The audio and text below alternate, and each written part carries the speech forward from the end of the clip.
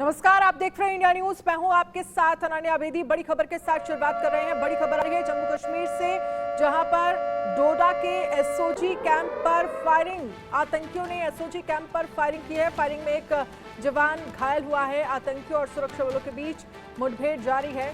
तो आतंकियों ने एसओजी कैंप पर फायरिंग की है।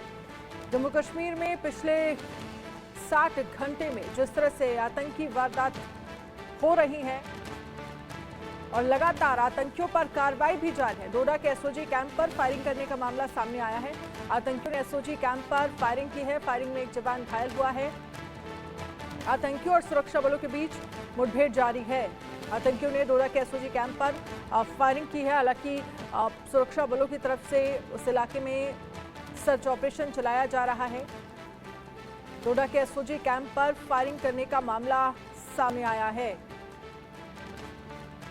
जम्मू कश्मीर से इस वक्त की ये बड़ी खबर है।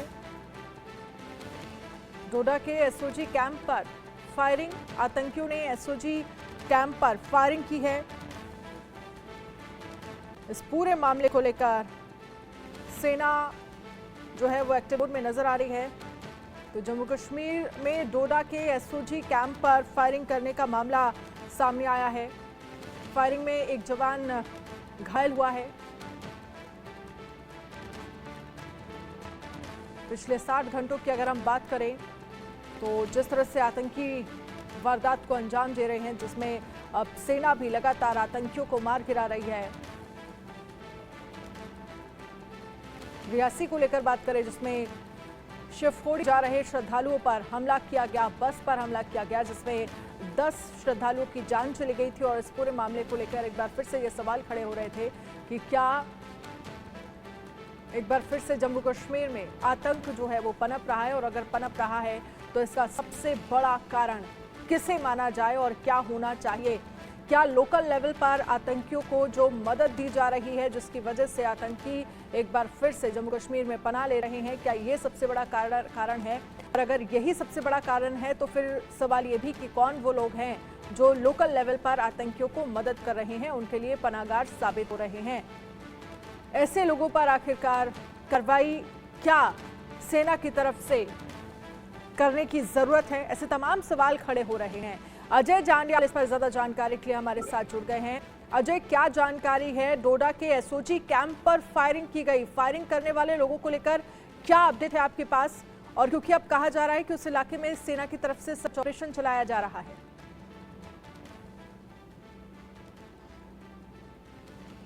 अनम्यूट करिए अजय। जी, आपको बता दूं कि कल देर शाम को डोडा के जो है शतरगला इलाके में आतंकियों ने एक सुरक्षा बलों के कैंप पर हमला किया था, जिसके बाद 4 जवान जो है वो जख्मी हुए थे। और उसके बाद से लगातार तलाशी अभियान जो है इस इलाके में चल रहा था। आज जो है, क्योंकि कल से ये तलाशी अभियान जारी था, मगर वहां से कुछ किलोमीटर की दूरी पर ये जो इलाका पड़ता है, जहाँ पर अभी की बात की जा रही है, गंदो इलाका पड़ता है, वहां पर जो सेना जम्मू कश्मीर पुलिस का स्पेशल ऑपरेशन ग्रुप है, उनके जवानों की एक जो पेट्रोल पार्टी थी वो वहां पे थी। और वहीं क्योंकि उनको भी अलर्ट पे रखा गया था और उन आतंकियों की जो जिन्होंने कल हमला किया था उनकी तलाश की जा रही थी, तो वहां पर उस पार्टी पर जो है इन आतंकियों ने फायरिंग की है, जिसमें एक जो है जम्मू कश्मीर पुलिस के जवान जो है वो जख्मी हुए हैं। उसी के बाद जो है मुठभेड़ शुरू हो गई है। अब एडिशनल ट्रूप जो है वहां पर भेजे गए हैं और वहां पर मुठभेड़ शुरू हुई है।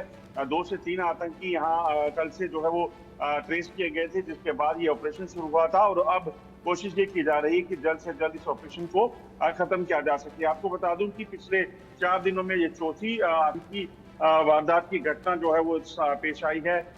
सबसे पहले रियासी में 9 यात्रियों को आतंकियों ने जो है मौत के घाट उतारा, जब एक बस पर फायरिंग की और वो बस जो है वो खाई में गिरी। और उसके बाद भी बस पर फायरिंग की गई आतंकियों द्वारा।